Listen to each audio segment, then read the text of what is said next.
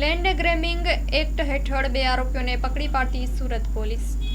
સુરતથી રિપોર્ટર સતીશભાઈ કુંભાણી સાથે કેમેરામેન ચિંતન ગજેરા. સચિન પોલીસ સ્ટેશનમાં એક આઈપીસી કલમ 420, 120B, 34 અને ગુજરાત જમીન પચાવી પાડવા પર પ્રતિબંધ અધિનિયમ 2020ની કલમ 3, 4 અને 5 મુજબનો એક લેન્ડ ગ્રેબિંગનો ગુનો દાખલ થયેલ છે. આ ગુનાના જે ફરિયાદી છે એમનું નામ છે રાકેશભાઈ ભરતભાઈ પટેલ.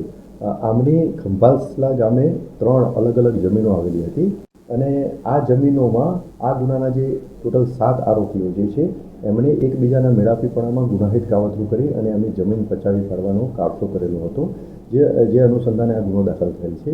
ફરિયાદીએ સૌપ્રથમ કલેક્ટર સાહેબને અરજી કરેલી હતી. આ અરજીની તપાસ દરમિયાન જે પુરાવા એકત્રિત થયેલા હતા એ અનુસંધાને રિપોર્ટ કરવામાં આવેલો હતો અને કલેક્ટર સાહેબની અધ્યક્ષસ્થાને જે કમિટી છે એના દ્વારા આ આરોપીઓ વિરુદ્ધમાં ગુનો દાખલ કરવાનો નિર્ણય કરવામાં આવેલો હતો, જે અનુસંધાને જ આ ગુનો દાખલ થયેલો છે. આ ગુનામાં ટોટલ 7 આરોપીઓનું ઇન્વોલ્વમેન્ટ છે.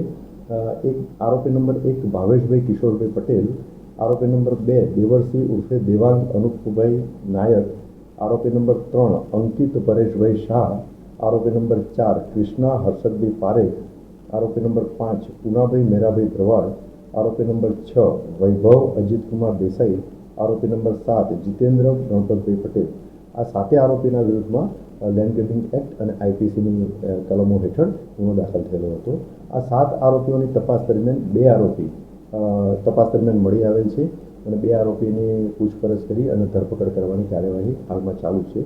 આ બંને જે આરોપીઓ મળી આવેલ છે એ આરોપીઓના નામ છે કૃષ્ણા હર્ષદભાઈ પારેખ અને બીજા આરોપીનું નામ છે જીતેન્દ્ર ગણપતભાઈ પટેલ. આ કૃષ્ણા હર્ષદભાઈ પારેખ જે છે એ મૂળ બારડોલીના રહેવાસી છે અને જીતેન્દ્ર ગણપતભાઈ પટેલ એ Gokul row house Rander road સુરતના રહેવાસી છે. આના સિવાયના જે 5 આરોપી છે હજુ તપાસ દરમિયાન મળી આવેલા નથી. ગુનાની તપાસ હાલમાં ચાલુ છે.